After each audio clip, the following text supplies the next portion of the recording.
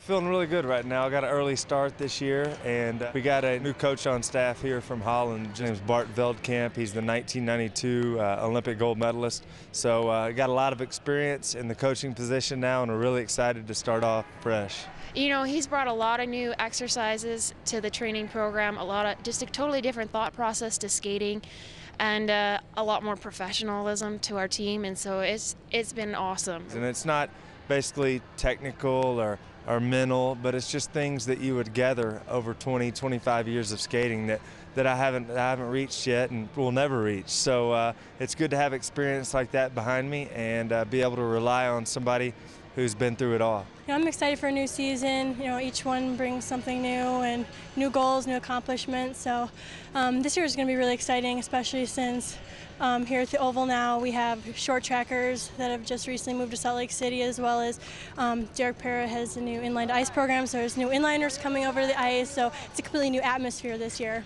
I think visually, I think it is really important. When I came to the ice in Milwaukee, there were a couple of good skaters there, but there wasn't really this kind of team atmosphere. You had the short track team somewhere else, long track team in Milwaukee, some skaters in Minnesota, some skaters in New York. Now the best skaters in the country are here in Utah. Yeah, the best skaters from the country short track are here in Utah.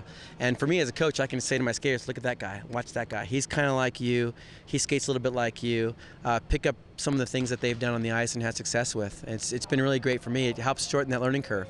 I can tell them what I feel on the ice when I went through, but if they can see it also, it's much better. It's kind of funny, like I pull into the parking lot and I'm like, holy cow, there are a lot of cars here today. And it's just because we have so many skaters out here, and I think it's great even for the public to come out and see. You have so many different top quality athletes that you can come out and watch here anytime.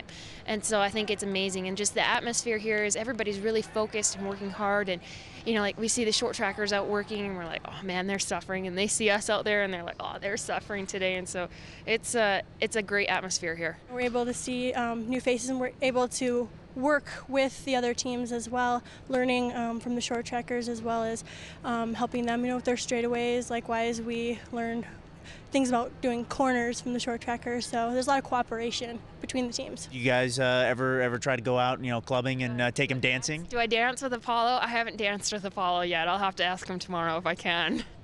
But no, Apollo, I've known Apollo for years. We sort of grew up together a little bit on the ice, and he went short track, I went long track, but we've always been friends, and I'm happy for him. He did a great job. I was telling everybody at the beginning to bet on that guy, so I'm glad he won. Did you put your money down in Vegas? I should have, and I didn't. Why didn't I do this? But I should have. The guy can do a windmill on the ice. Come on. So he can dance. So I watched every night when he did Dancing with the Stars, and I thought it was great. I sent him an email as soon as it was over, and I thought it was cool. And now he's going to be able to have that popularity reflect on speed skating, which doesn't hurt at all. And we're going to go out and try to have another great Olympics, just like the short track and long track team did in Torino. Each year we have 2 different world championships, which are like mock Olympics for us. So, and we'll have several World Cups as well. So there's always a high level of competition each year, and just keeping in mind that each year is a stepping stone to the Olympics, and just keeping that, the goal of the Olympics in mind. People always say, what do you do in between the Olympics? Do you just, when do you start training for the Olympics?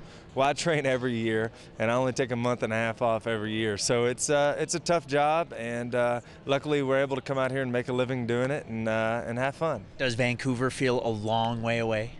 It actually doesn't. This last season went by so fast, and I'm sure the next 3 years are going to fly by as well. I'm really excited for Vancouver. It's another opportunity to have the Olympics almost on our own home turf because it is so close, so it's something I'm really looking forward to. I think last year was a little more relaxed, but this year I think we're all kind of like, all right, it's time to get serious again, because the games are only 3 years out, which to normal people it's like, oh, that's a long time, but to us it's crunch time kind of. We're getting closer and closer. Every single day counts right now. I look at every race as the most important race that I'm in. If I can get the edge, the mental edge, and prove to all of my competitors that I can beat them year in and year out, when we get to the Olympics, they're going to be racing for second place. Hi, you're watching Park City Television. This is Chad Hedrick, 2006 speed skating gold medalist in Torino.